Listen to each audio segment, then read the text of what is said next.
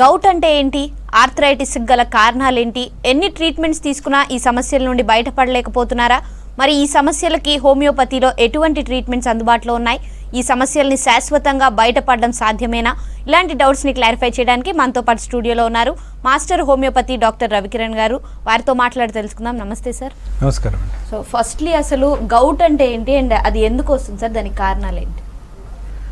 Govt అంటే నార్మల్గా ఆర్థరైటిస్లో ఒక టైప్ ఆఫ్ ఆర్థరైటిస్ని మనం గౌట్ అంటాం. దీన్ని మనం ఎటువంటి ఆర్థరైటిస్ అంటే ఇన్ఫ్లమేటరీ ఆర్థరైటిస్ అని కింద చెప్పుకోవచ్చు. అంటే ఎక్కడైతే మీకు ఎముకలు వాపులు కనబడతాయో, ఎప్పుడైతే నొప్పి ఎక్కువగా ఉంటుందో దాన్ని గౌట్ కింద మనం కన్సిడర్ చేయొచ్చు.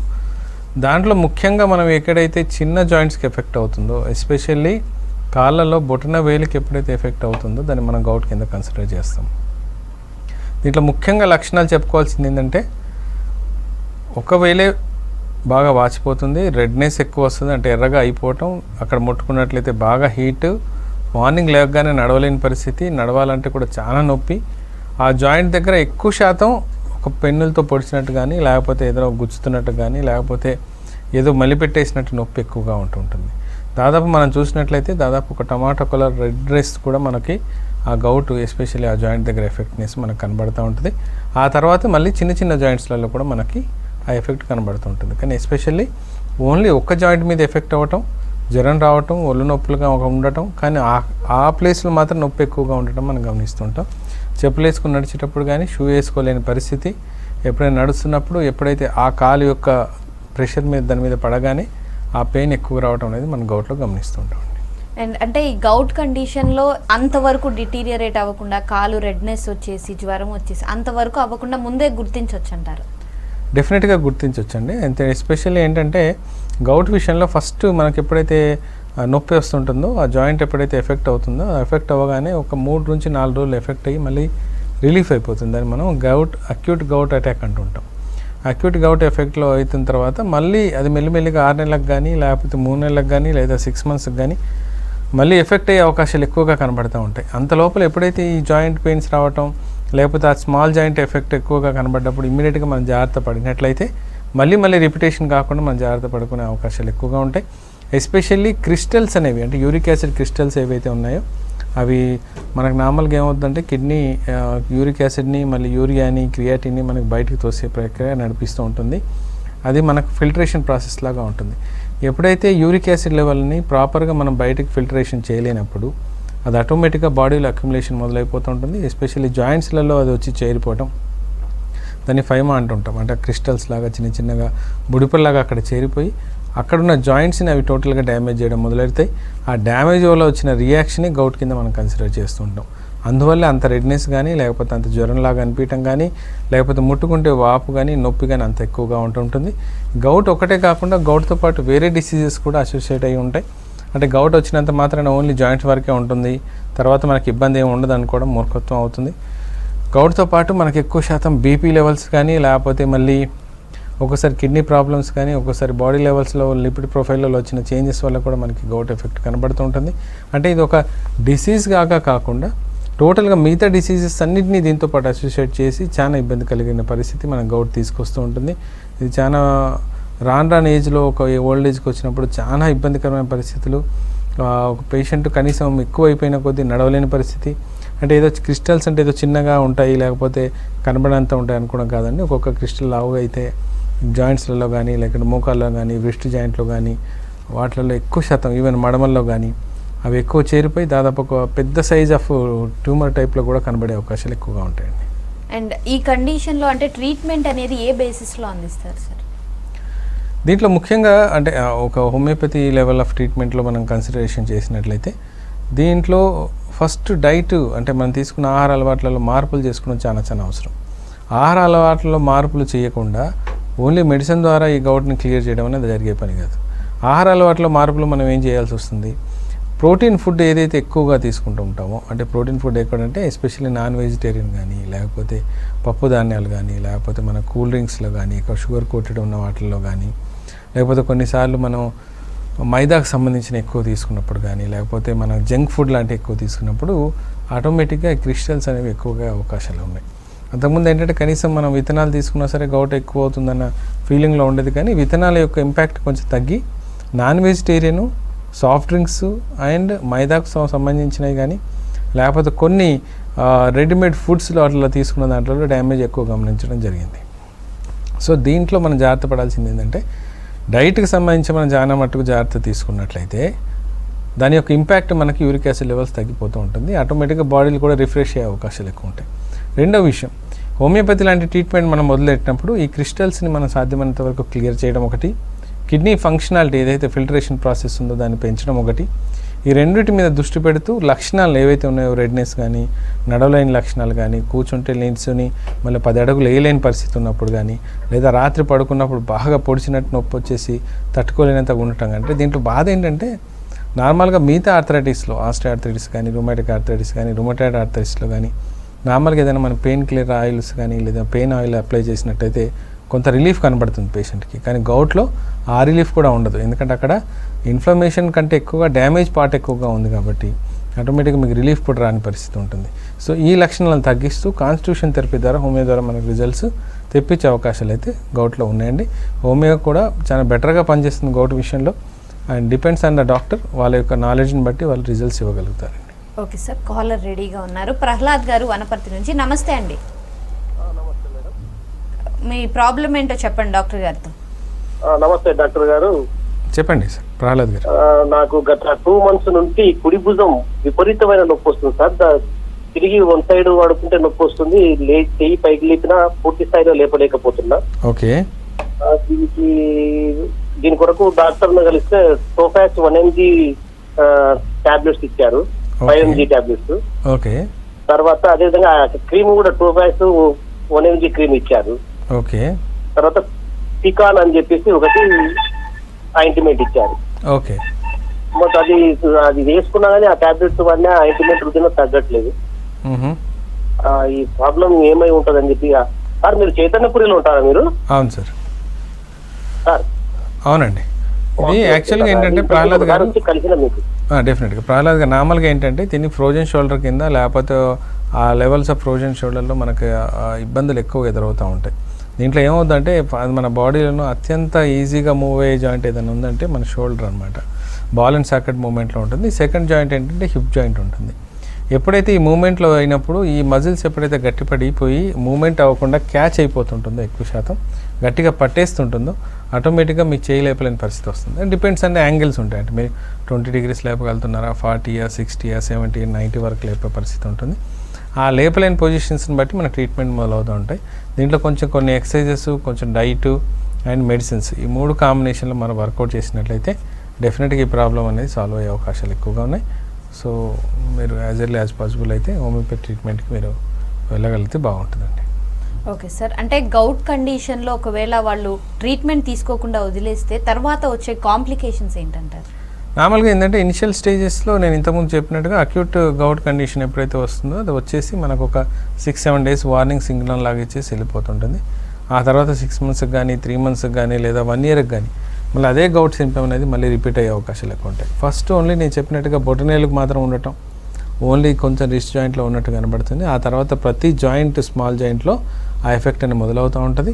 ఆ నొప్పి తట్టుకోలేని పరిస్థితి, లేవలేని పరిస్థితి, మూమెంట్ రాదు, స్టిఫ్ అయిపోతూ ఉంటుంది, వేడిగా ఉంటుంది. రెండోది దీంతోపాటు నేను ఆల్రెడీ కాంప్లికేషన్ చెప్పున్నాను, బీపీ లెవెల్స్ పెరిగిపోవటం, హైపర్ టెన్షన్ అవ్వటం అండ్ కొలెస్ట్రాల్ లెవెల్స్ కూడా అబ్నార్మాలిటీలోకి వెళ్ళిపోవటం. ఆ తర్వాత కొన్నిసార్లు ఏమవుతుందంటే మన స్కిన్ కంప్లైంట్స్ కూడా డెవలప్ అయ్యే అవకాశాలు ఎక్కువగా ఉంటాయి. ఇచ్చింగ్ లాంటి లక్షణాలు కూడా ఎక్కువ రావటం, ఆ తర్వాత స్కిన్ అల్సర్స్ కూడా ఫామ్ అయ్యే అవకాశాలు ఎక్కువగా ఉంటాయి. అసలు కాంప్లికేషన్ కంటే ఇది ఒకవేళ వచ్చిన తర్వాత ప్రతిరోజు నరకమే. కనీసం మీరు మార్నింగ్ లేచి ఒక 10 అడుగులు వేయలేని పరిస్థితి ఉన్నప్పుడు, మార్నింగ్ లేచి మీరు రెగ్యులర్ యాక్టివిటీకి ఒక 2 hours 3 hours పడుతుంది అన్నప్పుడు మీకు ఎంత ఇబ్బంది ఉంటుంది అనేది మీరు అర్థం చేసుకోవాలి. ఓకే సార్, మరో కాలర్ రెడీగా ఉన్నారు. నాగేష్ గారు హైదరాబాద్ నుంచి. నమస్తే నాగేష్ గారు. మీ ప్రాబ్లం ఏంటో చెప్పండి డాక్టర్ గారితో. నమస్కారం అండి. నాగేష్ గారు చెప్పండి సార్. ఈ గౌట్ ప్రాబ్లం అండి, యూరిక్ యాసిడ్ విపరీతంగా పెరుగుతుంది. నాన్ వెజ్ తిన్నా పెరుగుతుందా, తినకుండా పెరుగుతుందా? ఓకే. దానివల్ల ఫస్ట్ కింద మడమలో పెయిన్ వచ్చినండే, రైట్. తర్వాత మోకాళ్ళు, ఓకే, మోకాళ్ళు విపరీతంగా మోకాళ్ళు, 2 మోకాళ్ళ నొప్పులు. ఆ ఎంఆర్ఐ స్కాన్ తెప్పించాను, అందులో కూడా చిన్న చిన్న డాట్స్ ఉన్నాయి అన్నారు. ఇదే యూరిక్ యాసిడ్ వల్ల ఏర్పడతాయని చెప్పారు. అవునవును. ఇక్కడ ఓనస్ హాస్పిటల్ ఉంది అండి, మన మందమల్లమ్మ ఫంక్షన్ హాల్ దాకా మన సింగరేణి కాలనీ చివపేట రోడ్లో అక్కడ చూపించానండి. ఈ తర్వాత ఇప్పుడు ఆ పెయిన్ కొంచెం షోల్డర్స్ వచ్చింది, షోల్డర్స్ కింద ఈ మన చేతి కింద ఉంటాయండి జాయింట్స్, షోల్డర్స్ కింద జాయింట్స్ కూడా అన్ని జాయింట్స్ అన్ని నొప్పులు వేస్తున్నాయండి. నాన్ వెజ్ బంద్ చేసి 1 month మొత్తం ఫుల్ డైట్ చేశాను వెజిటేరియన్, అట్లా కూడా 1 month ఎప్పుడు ట్రై చేసినా 8 to 9 ఉంటుంది అది. అది బేసిక్ ఏమైందంటే నాగేష్ సార్, ఓన్లీ మీకు గౌట్ వల్లే ఇబ్బందులు అవుతున్నాయని అనుకోవట్లేదు, రుమటాయిడ్ ఆర్థరైటిస్ కూడా స్టార్ట్ అయిందేమో అనిపిస్తుంది. ఎందుకంటే గౌట్తో పాటు మిగతా ఆర్థరైటిస్ కూడా జాయిన్ అయ్యే అవకాశాలు ఎక్కువ ఉంటాయి. ఓన్లీ ఏంటంటే యూరిక్ యాసిడ్ లెవెల్స్ మనకి ఓన్లీ నాన్ వెజ్ తింటేనే పెరుగుతుందనే లెక్క కాదు, ఈవెన్ స్వీట్స్ ఎక్కువ తీసుకున్న ఇబ్బందే, కొంచెం కార్బోహైడ్రేట్ లెవెల్స్ ఎక్కువ తీసుకున్న ఇబ్బందే, కొంచెం హెవీ ఫ్రూట్స్ ప్లస్ కొన్నిసార్లు మనం కూల్ డ్రింక్స్ కానీ అవి అవాయిడ్ చేయాలి, ఫ్రూట్స్ ఒకటి రెగ్యులర్గా తీసుకోవాలి, అండ్ కొంత మనం యోగా లాంటి ఎక్సర్సైజెస్ కంపల్సరీ చేసుకుంటూ ఉండాలి. దీంతోపాటు మనం బ్లడ్ టెస్ట్ చేస్తూ మన ఏఎస్ఆర్ లెవెల్స్ ఎంత ఉన్నాయి, డబ్ల్యూబీసీ కౌంట్ ఎట్లా ఉందనేది కూడా మనం ఒకసారి వెరిఫై చేసుకున్నట్లయితే ఇది ఇన్ఫ్లమేషన్ లెవెల్కి వెళ్ళిపోతుందా లేకుంటే ఓన్లీ గౌట్ లెవెల్ ఉందనేది మనకు ఐడియా వస్తుంటుంది. ఇప్పుడు ప్రాబ్లం ఏమైందంటే మీకు ఇది ఒక చిన్న జాయింట్ల నుంచి పెద్ద జాయింట్లకు కూడా ఎఫెక్ట్ అవ్వడం మొదలెట్టింది, అందువల్ల మీకు ప్రతి జాయింట్ నొప్పి రావడం మొదలైంది. కాబట్టి దీన్ని ఏంటంటే ఓన్లీ గౌట్ దృష్టిలో కాకుండా ఆర్థరైటిస్ దృష్టిలో చూస్తూ ట్రీట్మెంట్ చేయడం ఇంపార్టెంట్. ఓన్లీ యూరిక్ యాసిడ్ తగ్గించుకోండి అప్పుడే నొప్పులు తగ్గుతాయని కాదండి, నొప్పి తగ్గడానికి కూడా లేదా ఇన్ఫ్లమేషన్ కూడా జాయింట్స్లో మనం నొప్పి తగ్గడానికి కూడా మందులు ఇస్తూ అట్లాగే కిడ్నీ లెవెల్స్ ఆఫ్ ఫిల్టరేషన్ ప్రాసెస్ని కూడా మనం యాక్టివేట్ చేయగలిగితే ఈ 2 కాంబినేషన్లో మనం ఈ ట్రీట్మెంట్ చేసుకునే అవకాశం ఉంటుంది. యాజ్ యూజువల్గా మీరు డైట్ అయితే నాన్ వెజిటేరియన్ ఆపేషన్ అన్నారు, కొంచెం ఇవి కూడా నేను చెప్పినట్టు ఎక్కువ సాల్ట్ కానీ ఎక్కువ స్వీట్స్ కానీ కార్బోహైడ్రేట్స్ ఉన్న లేదా కార్బోనేటెడ్ డ్రింక్స్ అంటాం మనం, ఎస్పెషల్లీ కూల్ డ్రింక్స్ లాంటివి అవన్నీ కూడా కొంత అవాయిడ్ చేయడానికి ప్రయత్నం చేయండి. అంటే ఓన్లీ డైట్ ద్వారా చేయడం అనేది జరగని పని, ఎస్పెషల్లీ మీ ఏజ్కి అయితే అసలు అయ్యే పని కాదు, ఇది ఆల్రెడీ ఆ స్టేజెస్ దాటిపోయింది. సో దగ్గరలో ఉన్న మంచి హోమియోపతి డాక్టర్ని కన్సల్ట్ చేసి ట్రీట్మెంట్ మొదలు పెట్టండి. ఒక 2 to 3 monthsలో స్టెప్ బై స్టెప్ పెద్ద జాయింట్ల నుంచి చిన్న జాయింట్లకి, చిన్న జాయింట్ల నుంచి ఎక్కడైతే మొదలైందో ఆ జాయింట్ దగ్గరికి నొప్పి వచ్చి అక్కడ నుంచి మీకు మొత్తం క్లియర్ అయ్యే అవకాశం ఉంటుంది. ఓకే సార్, అంటే ఆర్థరైటిస్లో అసలు ఎన్ని రకాలు ఉంటాయి, వాటికి కారణాలు ఏంటంటారు? ఆర్థరైటిస్లో 4-5 రకాలు మనకు ఎక్కువగా కనబడుతుంటాయండి. అంటే దాదాపు 101 టైప్ ఆఫ్ ఆర్థరైటిసెస్ ఉంటాయి, కానీ దాంట్లో మేజర్గా మనకి కనబడే ఆర్థరైటిస్ ఏంటంటే ఇంతకుముందు మనం మాట్లాడుకున్నట్టు ఇన్ఫ్లమేటరీ ఆర్థరైటిస్లో ఎస్పెషల్లీ గౌట్ని మనం చెప్పుకోవచ్చు. రెండోది రుమటాయిడ్ ఆర్థరైటిస్ అని ఒకటి ఉంటుంది, ఆస్టియో ఆర్థరైటిస్ ఒకటి ఉంటుంది, రుమేటిక్ ఆర్థరైటిస్ ఉంటుంది, సెప్టిక్ ఆర్థరైటిస్ అని ఉంటుంది. ఈ సెప్టిక్ ఆర్థరైటిస్ అంటే నార్మల్గా ఇన్ఫెక్షన్స్ ఏమైనా మన బాడీలో ఎంటర్ అయినప్పుడు చిన్నపిల్లలు ఎక్కువగా కనబడుతూ ఉంటుంది. రుమటాయిడ్ ఆర్థరైటిస్ అయితే మనకు ఆల్రెడీ ఆటోఇమ్యూన్ డిసార్డర్, దీంతోపాటు హార్ట్కి సంబంధించింది, బ్లడ్కి సంబంధించింది, స్కిన్కి సంబంధించింది, ఈ జాయింట్స్ పెయిన్స్తో పాటు టోటల్ బాడీ డ్యామేజ్ అనేది కూడా మొదలవుతుంది. రుమేటిక్ ఆర్థరైటిస్ అయితే మాత్రం నార్మల్గా ప్రతి ఒక్కళ్ళకి కనబడే వాతం అంటుంటాం చూసారా, అది మన రుమేటిక్ ఆర్థరైటిస్ కింద కన్సిడర్ చేస్తాం. ఆస్టియో ఆర్థరైటిస్ అయితే మన వయసు రీత్యా పెరిగి బోన్స్ అరిగిపోయి ఎముకలలో స్ట్రెంత్ పోయినప్పుడు లేదా ఎముకలు దాదాపుగా డ్యామేజ్ అయిపోయినప్పుడు వచ్చేదాన్ని మనం ఆస్టియో ఆర్థరైటిస్ అంటాం. ఓకే సార్, మరో కాలర్ ఉన్నారు, యాదయ్య గారు నల్గొండ నుంచి. నమస్తే అండి. హలో నమస్తే అండి. నమస్తే సార్. మీ ప్రాబ్లం చెప్పండి డాక్టర్ గారు. హలో చెప్పు. నమస్తే, చెప్పు సార్.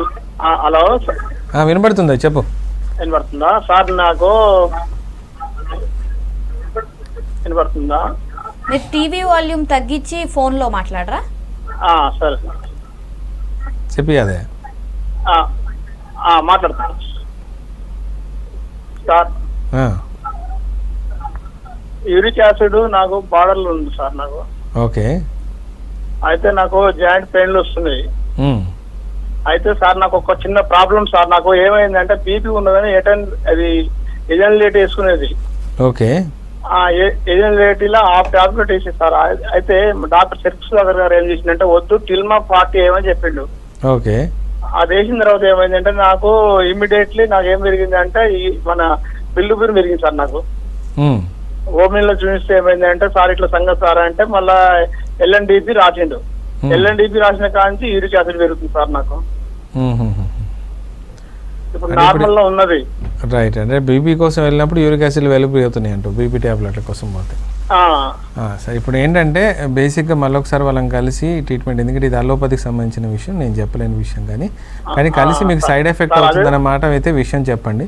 రెండోది ఏదైతే యూరిక్ యాసిడ్ లెవెల్స్ పెరిగి లేకపోతే మీ బీపీకి సంబంధించిన ఇష్యూస్ ఏమైనా వస్తున్నాయి, ఇలా సైడ్ ఎఫెక్ట్ లేకుండా మెడిసిన్స్ ఏమైనా ఉన్నాయంటే హోమియోపతిలో ఆ మెడిసిన్స్ ఉన్నాయి. సైడ్ ఎఫెక్ట్ లేకుండా మన బీపీ లెవెల్స్ని కూడా కంట్రోల్ చేస్తూ, ఈ నొప్పులను కూడా కంట్రోల్ చేస్తూ, అలాగే యూరిక్ యాసిడ్ని కూడా మనం ఒక లెవెల్ని దాటకుండా అంటే నార్మల్ లెవెల్ లోపలే ఉంచేలాగా మనం ప్రయత్నం చేయొచ్చు. దానికి ఎటువంటి ఇబ్బంది లేదు. అదే దానికి తోడు మీరు కొంచెం డైట్ విషయంలో కూడా జాగ్రత్త తీసుకొని ఎక్కువ టెన్షన్స్ మనసులో పెట్టుకోకుండా ఉన్నట్లయితే ఖచ్చితంగా ఈ ప్రాబ్లం అనేది రిజాల్వ్ అవుతుంది. 8 గంటల నిద్ర అనేది చాలా చాలా అవసరం.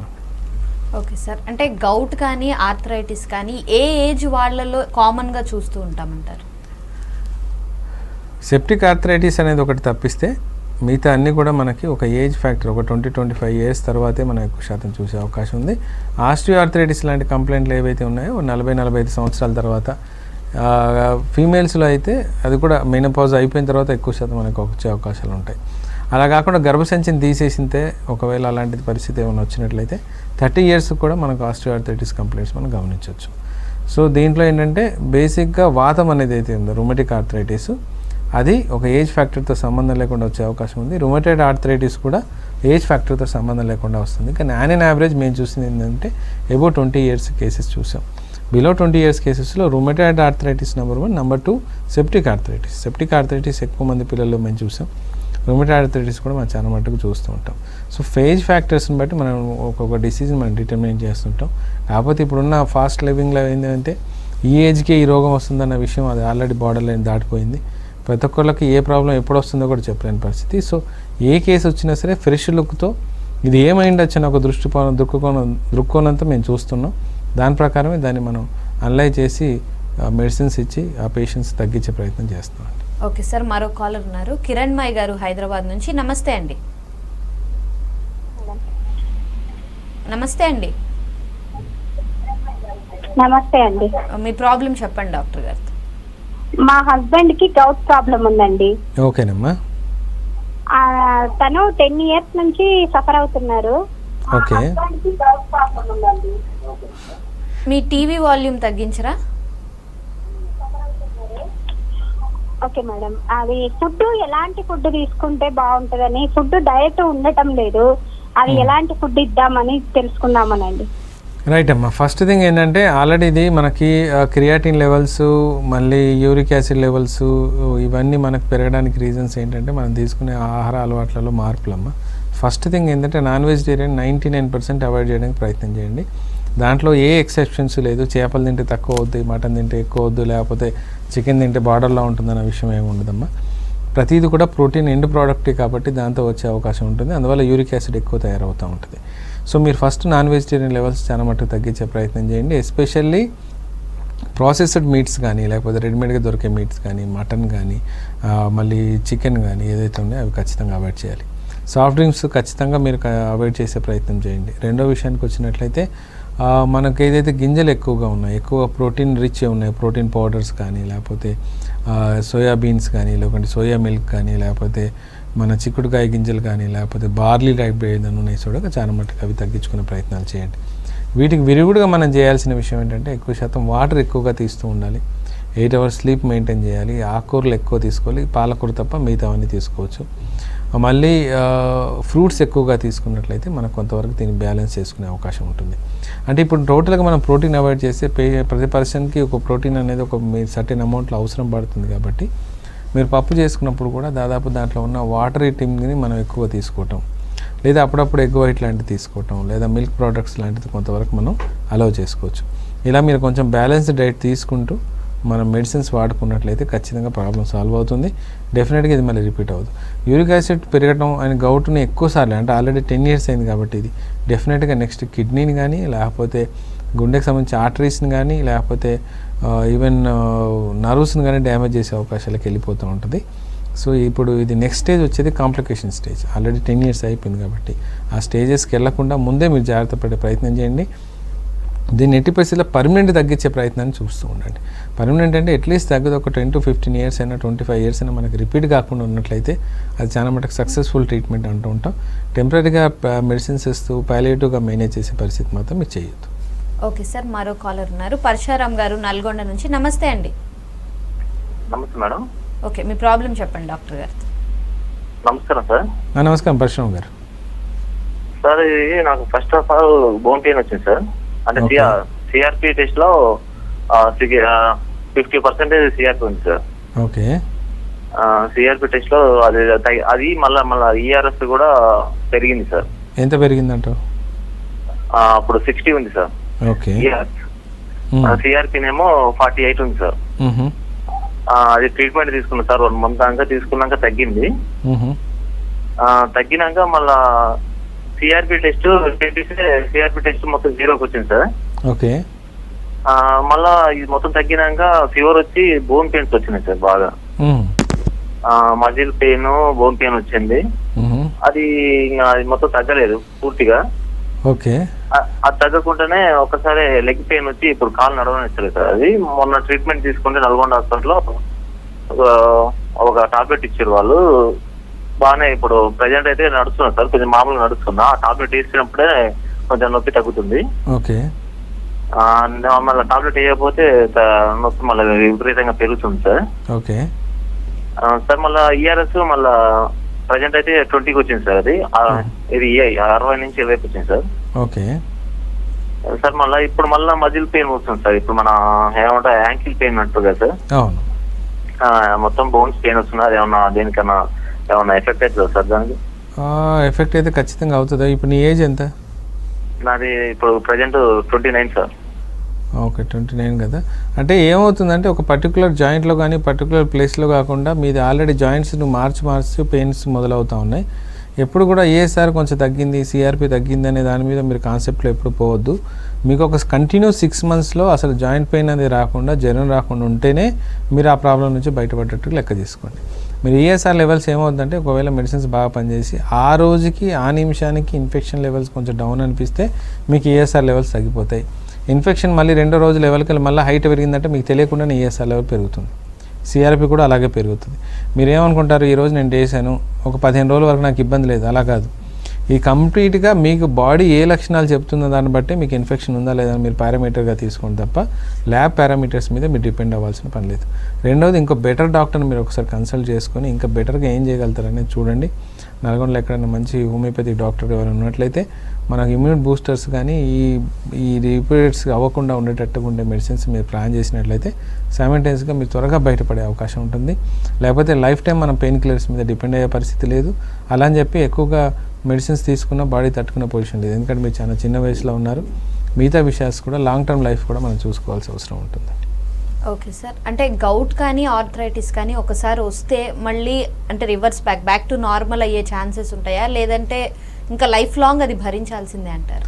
లేదండి, ఖచ్చితంగా రికవర్ అయ్యే అవకాశాలు ఎక్కువ ఉన్నాయి. 80 to 90% రికవర్ అయిపోతుంటుంది. అన్లెస్ వాళ్ళలో జెనెటిక్ హిస్టరీలో ఉన్నట్టు మనకు ఒకవేళ జెనెటిక్ హిస్టరీ ఉన్నా మనం ప్యాలేషన్ లెవెల్స్ వరకు చేసి వాళ్ళకి చాలా మట్టుకు ఇబ్బంది లేకుండా మనం బయటపడే అవకాశాలు ఉన్నాయి.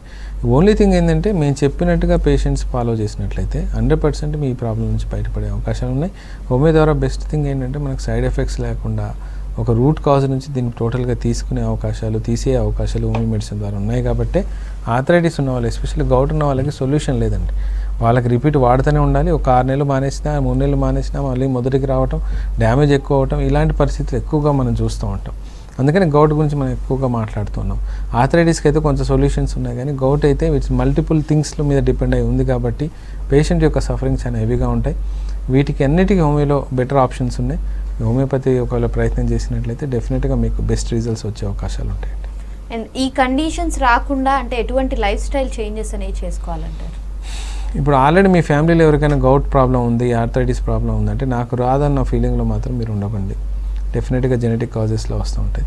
అసలు గౌట్ ఎందుకు వస్తుందన్న విషయం మీకు ఆల్రెడీ నేను ఎక్స్ప్లెయిన్ చేసినప్పుడు, ఆర్థరైటిస్ కంప్లైంట్స్, ఆస్టియోఆర్థరైటిస్ ఎందుకు వస్తున్నాయి అన్నప్పుడు అంటే బోన్ యొక్క డెన్సిటీ తగ్గిపోయి అరుగుదల మొదలై calcium levels, vitamin D3, vitamin B12, potassium, zinc, magnesium లాంటి ఎలిమెంట్స్ తగ్గిపోయినప్పుడు, వైటమిన్స్ తగ్గిపోతున్నాయి అనుకున్నప్పుడు ముందు నుంచి మనం ఆహారంలో కొన్ని జాగ్రత్తలు తీసుకోవటం, కొంత హెవీ వర్క్స్ చేసుకోలేకపోవటం, మనం తీసుకున్న దాంట్లో మినిమం ఎక్సర్సైజెస్ మెయింటైన్ చేయటం, ఇవి కొన్ని రోజులు మేనేజ్ చేసినట్లయితే ఆ జెనెటిక్ ఓపెనింగ్ లేకుండా, ఆ జీన్స్ ద్వారా వచ్చిన దాని కోడ్ ఓపెన్ అవ్వకుండా మనం మేనేజ్ చేసుకునే అవకాశాలు ఎక్కువ ఉంటాయి. అలాగే కొంత ప్రివెంటివ్ మెడికేషన్స్ మనకి హోమియోలో అవైలబిలిటీ ఉంటూ ఉంటాయి. వాటిని డాక్టర్తో మాట్లాడి కాన్స్టిట్యూషన్ థెరపీ చేసినట్లయితే అవి మనకు దాదాపుగా రాకుండా మేనేజ్ చేసుకునే అవకాశం ఉంది. ఏదైనా సరే అది మీ చేతిలో ఉంది. ఇప్పుడు సపోజ్ ఆల్కహాల్ లెవెల్ అయితే 100% యూరిక్ యాసిడ్తో లింకప్ ఉంటుంది. 100% ఉంటుంది, అందులో డౌట్ లేదు. మీరు ఆల్కహాల్ తాగుతా గౌట్ తగ్గాలి, ఆర్థరైటిస్ తగ్గాలంటే జరిగే పని కాదు. ఆల్కహాల్ కూడా ఖచ్చితంగా మానుకున్నట్లయితేనే డెఫినెట్గా యూరిక్ యాసిడ్ లెవెల్స్ మనకు తగ్గటం కానీ ఆర్థరైటిస్ కంప్లైంట్స్ కానీ మనకు తగ్గే అవకాశాలు ఎక్కువగా ఉంటాయి. ఫిజికల్ ఎక్సర్సైజ్ అనేది ఆర్థరైటిస్ మీద ఎంత ఇంపాక్ట్ చూపిస్తుంది అంటారు? డిపెండ్స్ అండి. కొన్ని విషయాలలో కొన్ని ఆర్థరైటిస్లో అసలు ఎక్సర్సైజ్ చేయకూడదు, ఎందుకంటే ఆల్రెడీ ఇన్ఫ్లమేషన్ ఉంటుంది, దానివల్ల డ్యామేజ్ ఎక్కువ అవుతూ ఉంటుంది. కొన్ని వాటిల్లో మొబిలిటీ కోసం మనం చేయాల్సిన అవసరం ఉంటుంది. కొన్ని వాటిల్లో రక్త ప్రసరణ మనం ప్రాపర్గా చేయాలనుకున్నప్పుడు ఉంటుంది. అది only depends on the case, patient యొక్క ఫిజికల్ కండిషను, వాళ్ళ యొక్క వెయిట్, దాన్ని బట్టి మేము సజెస్ట్ చేస్తుంటాం. అది డిపెండ్స్ ఆన్ పేషెంట్ కన్సల్టేషన్ అయినప్పుడు ఏ ఎక్సర్సైజ్ చేయాలి, ఎలా చేయాలి, ఏ డైట్ తీసుకోవాలి అనేది మనకు అప్పుడు మనం డిసైడ్ చేయాల్సిన ఫ్యాక్టర్ ఉంటుంది. ఓమిలో ఎట్లా ఉంటుందంటే ప్రతి ఇండివిజువల్కి, ప్రతి మనిషికి ఒక డిఫరెంట్ ఆస్పెక్ట్, డిఫరెంట్ అప్రోచ్ ఉంటుంటుంది. దాన్ని బట్టి మనం మెడిసిన్స్ ఇస్తూ మనం బయటపడే అవకాశాలు ఎక్కువ ఉంటాయి. Thank you so much. Thank you. ఇది ఇవాళ good health. Stay tune to V6 news.